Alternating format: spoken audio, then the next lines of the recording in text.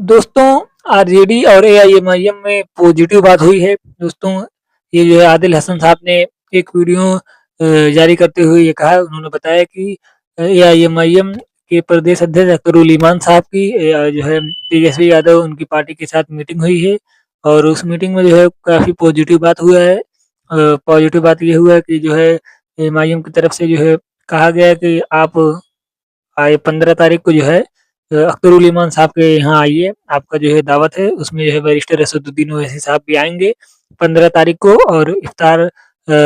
की जो है दावत है। वहाँ पर भी तेजस्वी यादव को जो है न्योता दिया गया है, हो सकता है कि तेजस्वी यादव वहाँ पर दिखें और जो है असदुद्दीन ओवैसी साहब भी वहाँ पर दिखें और दोनों नेता जो है एक ही साथ दिखें और हो सकता है वहीं से ऐलान हो कि जो है आरजेडी को सपोर्ट करेंगे। अभी तक ऑफ़िशियल एमआईएम ने घोषणा नहीं किया है कि हम आरजेडी को सपोर्ट करेंगे, लेकिन कहीं न कहीं पॉज़िटिव बात हो चुकी है और ऐसा लग रहा है कि हो सकता है कि एआईएमआईएम आरजेडी के कैंडिडेट का राज्यसभा चुनाव में सपोर्ट कर देगी, ऐसा लग रहा है। बहरहाल अभी अंतिम जो है फैसला हो सकता है 15 तारीख को हो और आदिल हसन साहब ने ये भी कहा कि जो है हम हमारे तो पॉज़िटिव बात हुई है, जो है अंतिम निर्णय जो है बैरिस्टर असदुद्दीन ओवैसी साहब लेंगे, दारुसलाम से अंतिम निर्णय होगा और वही जो है माना जाएगा। उन्होंने ये भी कहा कि आरजेडी ने हमारी दावत को कबूल किया और वो जो है 15 तारीख को आ सकते हैं अख्तरुल ईमान साहब के यहाँ। तो देखना होगा दोस्तों, राजनीति में ये काफ़ी ज़्यादा बड़ा उलटफेर माना जा सकता है क्योंकि अभी तक जो है आरजेडी और एआईएमआईएम दोनों अलग-अलग राह पर दिख रही थी, लेकिन अब जो है समर्थन देने की बात हो रही है और पॉजिटिव बात कहीं न कहीं हो रही है। अभी समर्थन देने का ऐलान तो नहीं हुआ है, लेकिन पॉजिटिव बात होने लगी है। तो दोस्तों, देखना होगा कि क्या एमआईएम समर्थन करेगी? असदुद्दीन ओवैसी साहब फाइनल मोहर लगाएँगे? वैसे ज़्यादातर चांस तो यही लग रहा है कि एमआईएम समर्थन कर देगी। हालाँकि अभी ऑफ़िशियल घोषणा एमआईएम की तरफ से नहीं हुआ है कि हम आरजेडी के कैंडिडेट का समर्थन करेंगे। लेकिन पॉजिटिव बात कहीं न कहीं ज़रूर हुई है और आरजेडी भी ये चाह रही, क्योंकि आरजेडी ये समझ रही है कि बिना एआईएमआईएम के 5 वोट के जो है राज्यसभा में पहुँचना बहुत मुश्किल है और बिना 5 वोट के एमआईएम के जो है राज्यसभा में पहुँचना जो है एक कैंडिडेट को जिताना मुश्किल हो जाएगा। इसलिए जो है एमआईएम से बातचीत उन्होंने किया। दोस्तों, बिहार विधानसभा चुनाव 2025 से पहले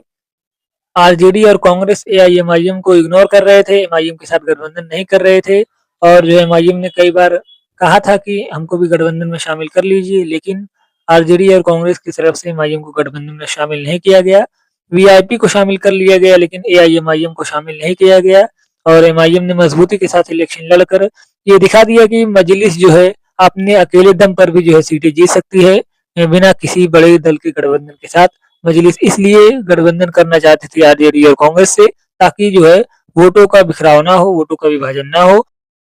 लेकिन आरजेडी ने एमआईएम को इग्नोर किया और एमआईएम के साथ अलायंस नहीं किया और अब जो है एआईएमआईएम को उनको समर्थन लेना पड़ रहा है। एमआईएम जब एक मजबूत ताकत के तौर पर उभर चुकी है बिहार में, तो अब उनको जो है समर्थन लेना पड़ रहा है एआईएमआईएम का।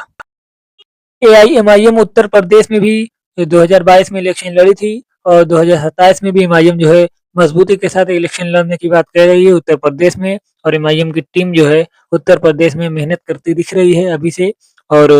एमआईएम हो सकती है मजबूती के साथ इलेक्शन लड़े उत्तर प्रदेश विधानसभा चुनाव में इस बार और वहां पर भी कई सीटों पर जीत हासिल हो सकती है एआईएमआईएम की। और वहां पर भी अगर एमआईएम ने कई सीटों पर जीत हासिल की, तो वहां पर भी कई बार जो है एमआईएम किंग मेकर का रोल अदा कर सकती है राज्यसभा चुनावों में और जो है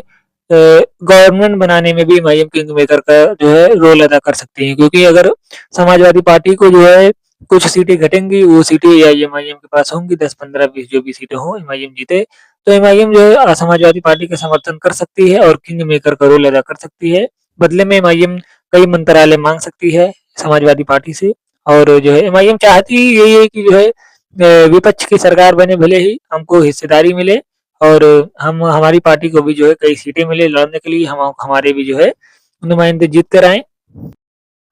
दोस्तों, ऐसी कई सीटें हैं उत्तर प्रदेश में जहां पर इस बार एआईएमआईएम मजबूत दिख रही है और कुछ सीटों पर एआईएमआईएम जीत सकती है उत्तर प्रदेश में 2027 के विधानसभा चुनाव में। और एमआईएम अगर अच्छी रणनीति के साथ उतरती है और अच्छे कैंडिडेटों को टिकट देती है, अच्छे से प्रचार करती है, तो ये सीटें का संख्या जो है बढ़ सकती है। एमआईएम जो है 20, 25, 30 सीट तक भी जो है जीत सकती है, क्योंकि एमआईएम की लोकप्रियता तेजी से उत्तर प्रदेश में बढ़ती हुई दिख रही है एमआईएम से जुड़े लोगों की संख्या यूपी में जो है 1 करोड़ से ज़्यादा हो चुकी है और एमआईएम के लिए ये बड़ी कामयाबी मानी जा रही है और एआईएमआईएम की टीम उत्तर प्रदेश में मेहनत कर रही है।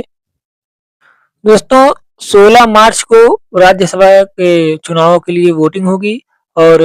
16 मार्च को जो है पाँचों सीटों के लिए बिहार में भी वोटिंग होगी और सारी सीटें के लिए जो है एक साथ जो है वोटिंग होगी और 17 मार्च को शायद जो है रिजल्ट आएंगे एक दिन बाद। तो दोनों में जो है पता चल जाएगा 16-17 मार्च को कि कौन जीता, कौन कितनी सीटें जीता, कौन कितनी सीटों पर जीत दर्ज कर पाया और बिहार की सीटों का क्या हाल होगा, ये देखना काफ़ी ज़्यादा दिलचस्प होगा क्योंकि बिहार में पेच फँसा हुआ है एक